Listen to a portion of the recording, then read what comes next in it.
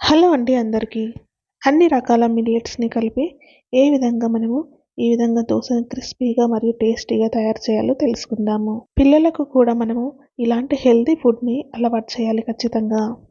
ఇందులో మనము rice use చేయకుండా ఎటువంటి మిల్లెట్స్ యూజ్ చేసి ఈ దోసని తయారు చేయాలో తెలుసుకుందాము. నేను చూపించిన మిల్లెట్సే కాకుండా ఈ ప్లేస్‌లో మీరు వేరే మిల్లెట్స్ కూడా యూజ్ చేసుకోవచ్చు. ఇందులోకి నేను 1 కప్పు మినపగుండ్లనైతే తీసుకున్నాను.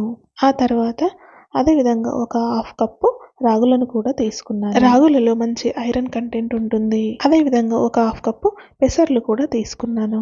పెసర్లలో మనకి చాలా ప్రోటీన్ అనేది ఉంటుంది. అదే విధంగా ఒక హాఫ్ కప్పు వరకు కొర్రలు కూడా తీసుకున్నాను. ఇందులోకి ఒక పావు కప్పు సామలు కూడా తీసుకున్నాను. ఇందులోకి మనము ఒక హాఫ్ కప్పు వరకు జొన్నలు కూడా యాడ్ చేసుకోవాలి. ఈ మిల్లెట్స్ ప్లేస్‌లో మనము వేరే మిల్లెట్స్‌ని కూడా చేంజ్ చేస్తూ దోసలనైతే ప్రిపేర్ చేసుకోవచ్చు. ఇంకా అరికలు, సామలు, జొన్నలు ఈ విధంగా కూడా చేసుకోవచ్చు. ఇక్కడ అన్ని మిల్లెట్స్‌కి కలిపి ఒక 2 లేదా 3 టీ స్పూన్ల శనగపప్పుని కూడా యాడ్ చేసుకోవాలి. ఇందులోకి మనము ఒక హాఫ్ టీ స్పూన్ మెంతులను కూడా యాడ్ చేసుకోవాలి.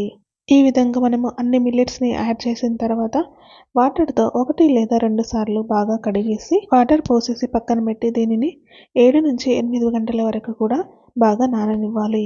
ఇప్పుడు ఇంకొక బౌల్‌లోకి మనము ఒక హాఫ్ కప్పు వరకు అటుకులను తీసుకొని వీటిని కూడా ఒకసారి కడిగి నానబెట్టి పక్కన పెట్టుకోవాలి. అటుకుల ప్లేస్‌లో సగ్గుబియ్యం కానీ, బొరుగులు కానీ కూడా తీసుకోవచ్చు. వీటిలో ఏదైనా కూడా మనము వాడుకోవచ్చు.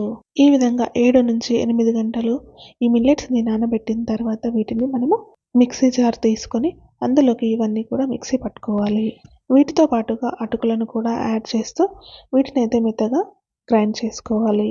గ్రైండ్ చేసిన తర్వాత ఈ బ్యాటర్‌ని మనము వేరొక బౌల్‌లోకి ట్రాన్స్‌ఫర్ చేసుకొని నైట్ అంతా పిండిని పులవనివ్వాలి. పిండి అనేది కొంచెం పులిస్తేనే దోసల టేస్ట్ అయితే బాగుంటుంది. నేను పిండిలోకి ఎటువంటి సోడా కానీ, సాల్ట్ కానీ అసలు యాడ్ చేయను. నైట్ అంతా పులిసిన తర్వాత పిండిని మనము ఈ విధంగా మార్నింగ్ దోసలాగా వేసుకోవాలి. ఇక్కడ మనము ఎటువంటి రైస్ యూజ్ చేయకున్నా కూడా దోసలు అయితే చాలా పర్ఫెక్ట్‌గా వస్తాయి. ఇలా మల్టీగ్రెయిన్ దోసను ఎవరైనా కూడా తీసుకోవచ్చు. ఇలా చేసుకుంటే ప్రెగ్నెంట్ ఉమెన్ కానీ, చిన్న పిల్లలు కానీ, డైటింగ్ చేసేవారికి కానీ, డయాబెటీస్ ఉన్నవారికి కానీ ఇదందరికీ కూడా చాలా యూస్‌ఫుల్ అవుతుంది. ఈ విధంగా మనము చాలా మంచి ప్రోటీన్ కంటెంట్ ఉన్నటువంటి దోసనైతే తయారు చేసుకోవచ్చు. ఇక్కడ చూసారు కదా దోసలు ఎంత చక్కగా కలర్ వచ్చాయి. అదే విధంగా చాలా క్రిస్పీగా కూడా ఉన్నాయి. ఈ విధంగా తయారు చేసుకున్న దోసలోకి మనము పల్లి చట్నీని కానీ, కొబ్బరి చట్నీతో కానీ తింటే బాగుంటుంది. ఇలాంటి హెల్తీ దోసను మీరు కూడా ట్రై చేసేయండి. వీడియో నచ్చినట్లయితే ప్లీజ్ లైక్ చేయండి.